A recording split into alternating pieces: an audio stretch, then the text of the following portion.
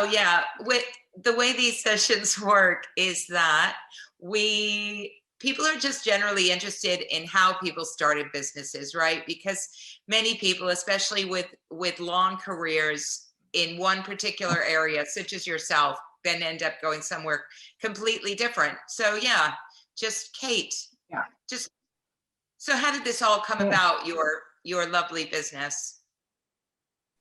Well, it's about 6 years ago, I quit my teaching job to start to do this full time. Before that, I was an art teacher. I was head of art at a big school in North London for 12 years. But this is actually about my fourth career. Before that, I was freelance while I was bringing up my children, doing design and artwork. And before that, I worked in an animation studio. So I've done quite a lot of things. My original training was in graphic design. And so there was always a sort of arty design kind of sort of element to what I do.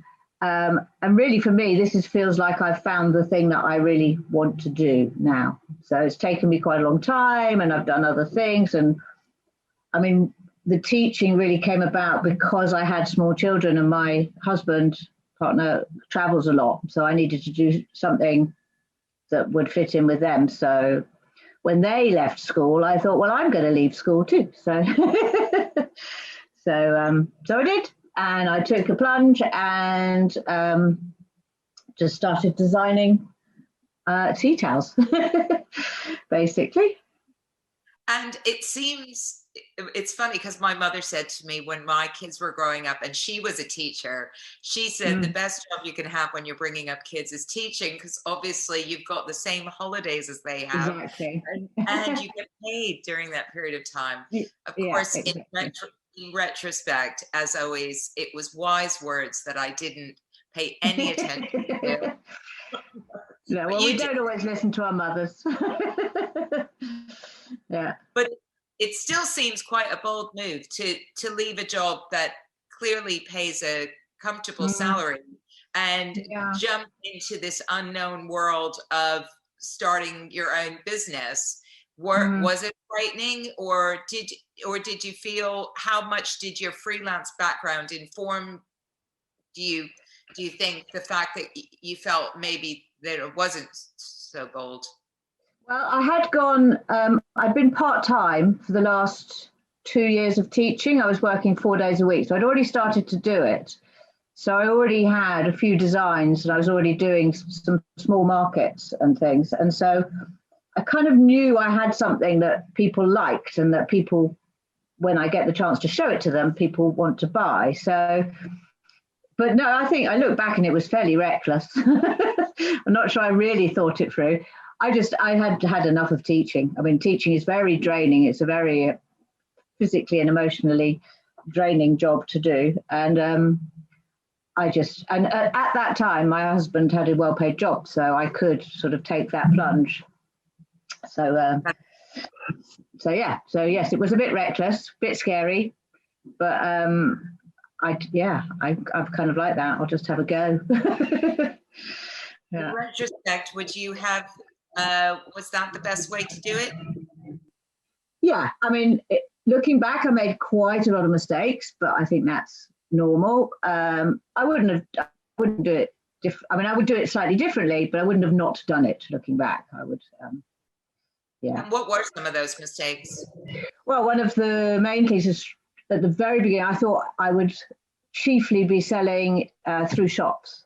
So I signed up and did a couple of very expensive trade fairs, thinking that's the way forward. I'm going to be selling them by the 1,000, John Lewis, all of that sort of thing. And I did get a few orders, but you don't make very much money selling wholesale. And that's not really, it's a fairly unexciting way of doing it as well. You know, it's actually much more fun to have an interaction with the person who actually is buying your thing. So I think I did 3 trade fairs in the first year I left teaching. And it was expensive and it didn't really pay for itself. And then I sort of reined it back in and just concentrated on doing the markets and made myself a website, And now it's practically all online, obviously, because of the lockdown.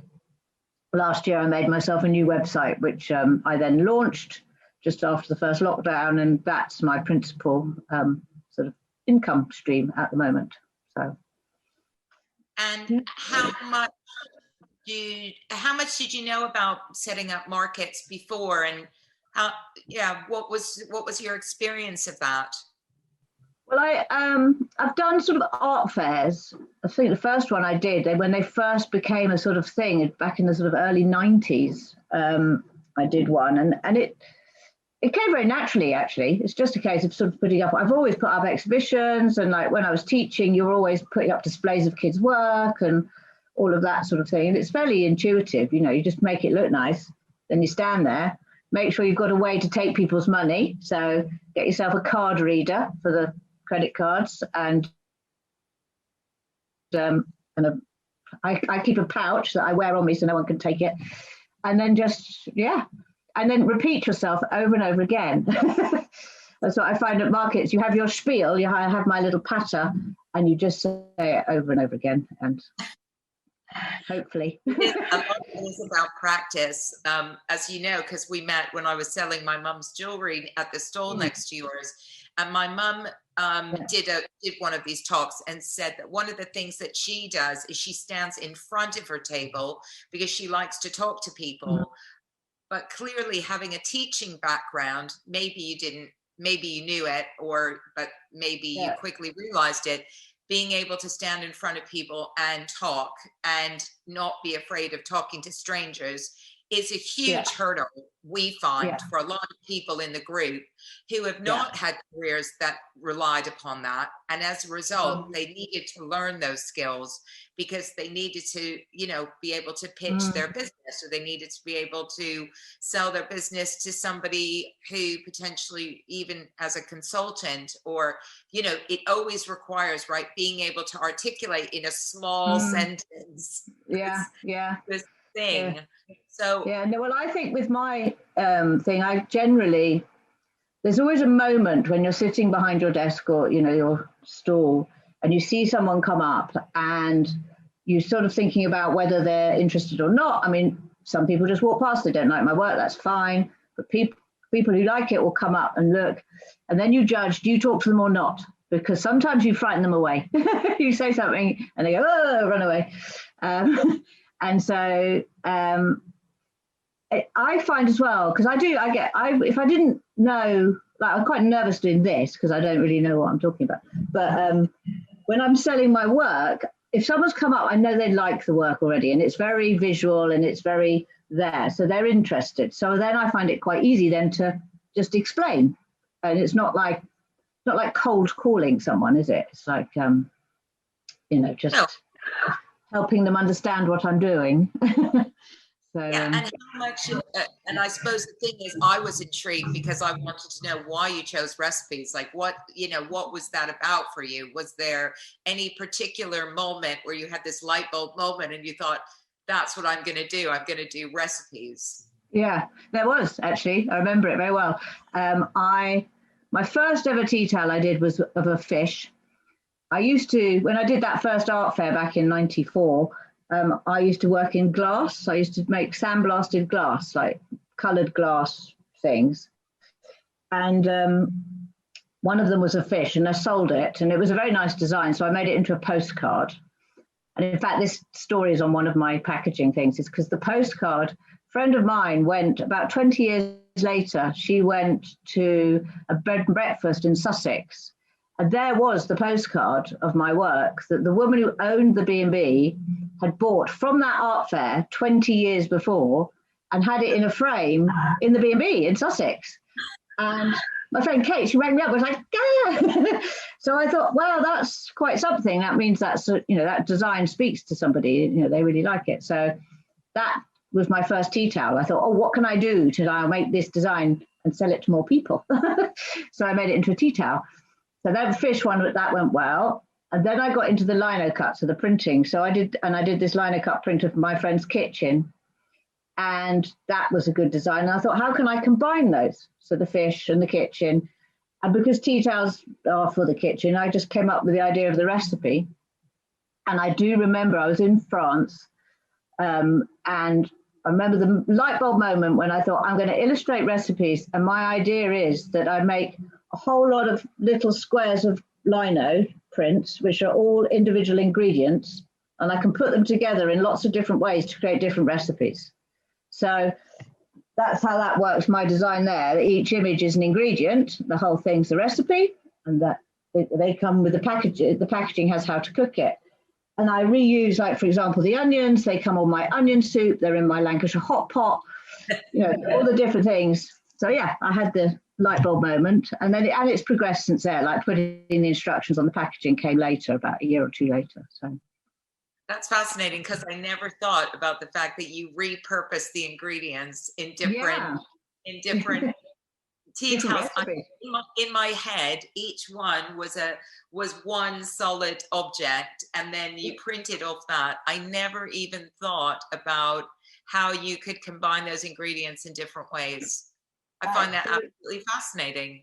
So that, for example, that's one of the blocks, and they're all. So that block is there. Yeah, amazing. Yeah. And that's, And then I also have the prints, like particularly the onion one there, that I sell that as just an actual print that people can hang on their walls. So quite often people tell me they do actually buy my tea towels and hang those on the walls. So that's amazing. And obviously then the thing about that is it's economical, because you're constantly thinking about how you can repurpose some of those other different. So now that you can see you've got quite a collection, and I know that from seeing you out there. Do you keep innovating in that way, or are you what's your main focus at the moment? Well, last year was my big. I'm not doing any more recipes because I have 3 soups which have the French theme, and then I have 8 British recipes and a couple of other things, but I can't just keep making more and more recipes because it just becomes sort of more and more cumbersome. Like each time I go to a market, if I've got another whole thing to take, so it's actually better to try and concentrate on marketing, selling what I've got. So last year I did bite the bullet and do another trade fair, just one, and the idea to start to put it into shops. And I massively expanded the range of products with the same design. So for example, now my fish soup is also on an apron, some oven gloves, an oven mitt, Arga cover, a whole range of kitchen textiles. So I've done that with a few of the designs. So so I'm creating new things, but not new designs. And I've got about 20 shops now that do take my stuff, all of which got a bit, messed up by the lockdown, obviously. And so I'm sort of waiting. I will be approaching them again to see if they want to restock when we hit the spring and we're all free again. And that's the idea. But no, now I seem to spend, I could easily spend 100% of my working time marketing. I make myself in the afternoons. I spend the morning on the computer and the afternoon being creative and artistic, because if I don't do that, I will just spend all day on the computer. So, but I work on other print commissions and stuff at the moment. So in the morning I market my design work, but in the afternoon I do another branch of my business, which is I do pictures of people's houses. So portraits of houses. And I'm just working on a nice one in Spain at the moment, which is just here. This is my rough copy. This is a present for someone in the south of Spain. This is their terrace. Lovely. So yeah, I have to literally make myself turn the computer off, get the pens out, and do the creative stuff, because that's actually what I really want to be doing.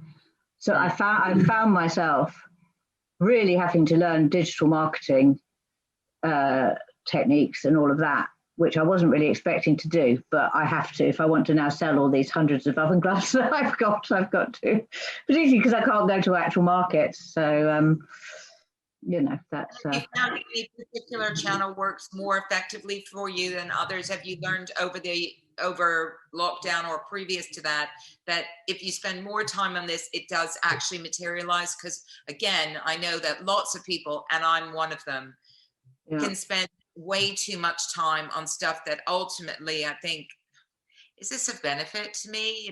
Is this, is this actually doing anything? So how have you come to learn how to market your products? I'm still learning, definitely. I mean, my website, because I made a new website and it's much more clever stuff.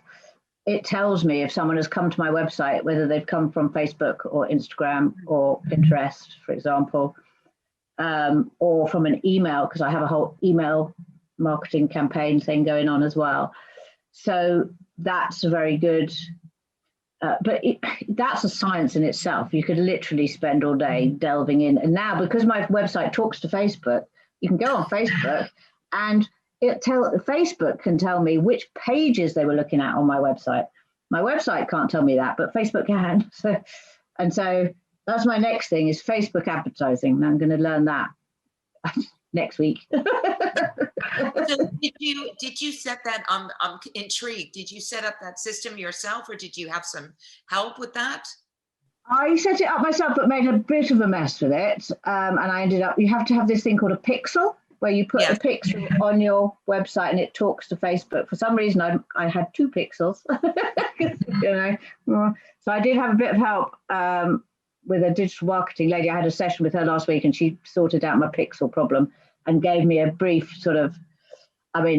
she told me in an hour how to basically set up a Facebook advert, a course that took her 3 months. So I've yet to actually try.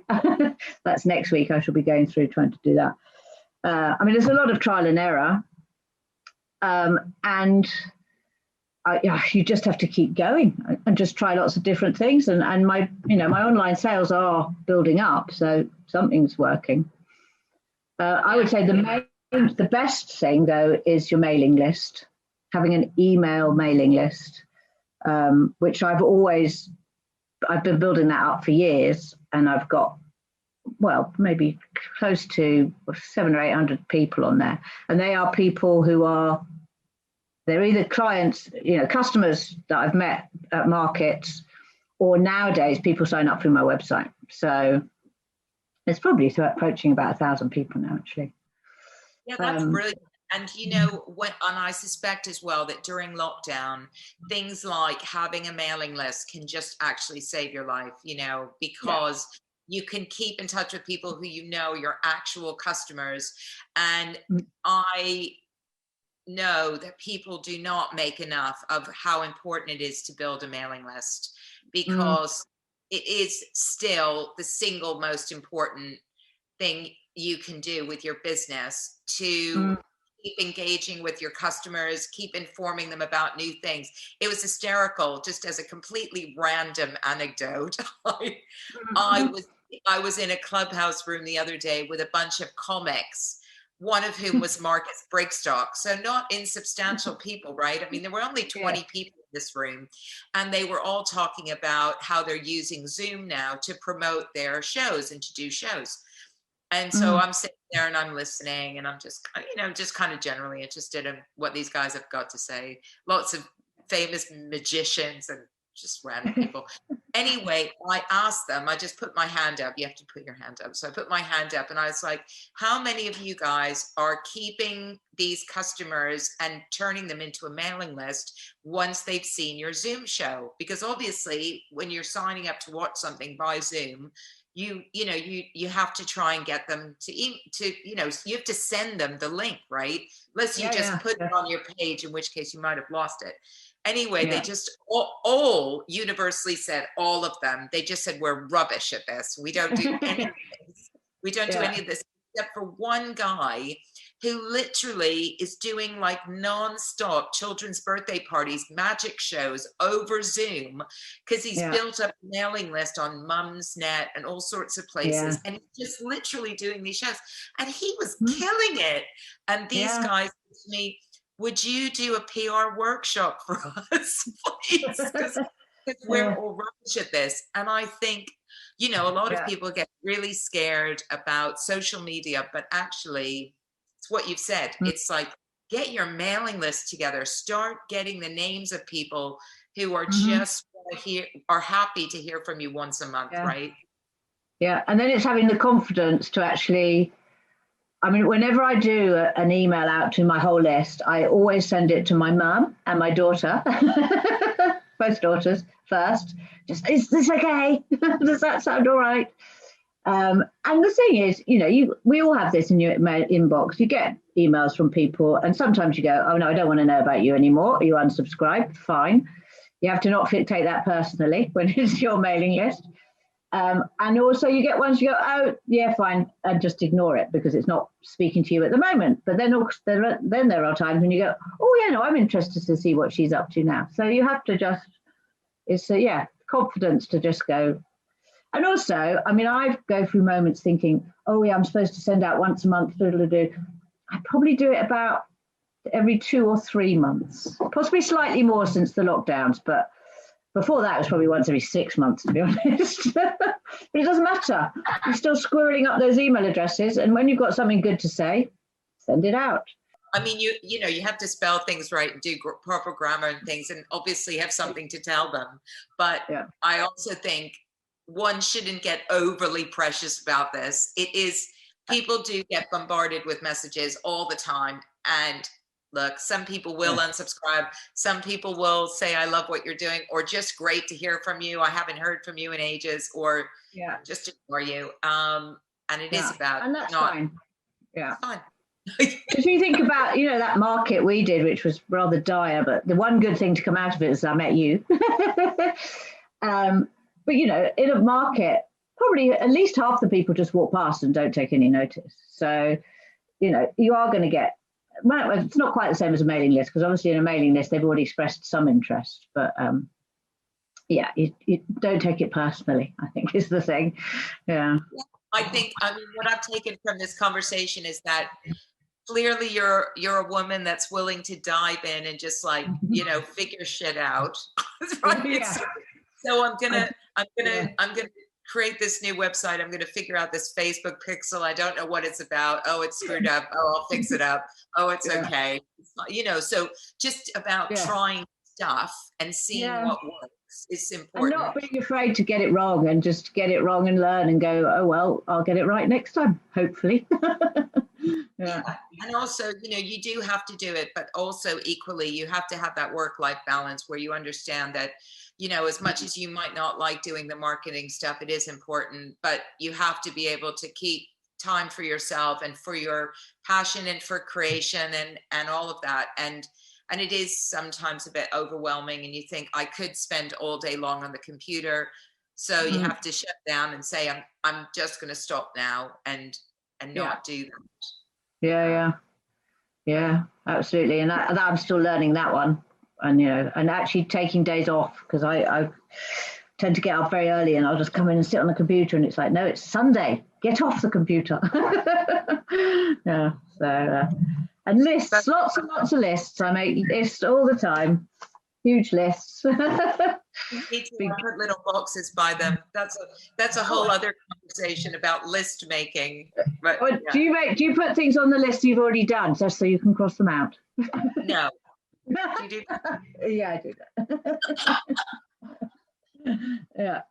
That's funny. Anyway, it's been lovely to speak to you. I'm gonna. Thanks, Suzanne. Stop this. Hold on.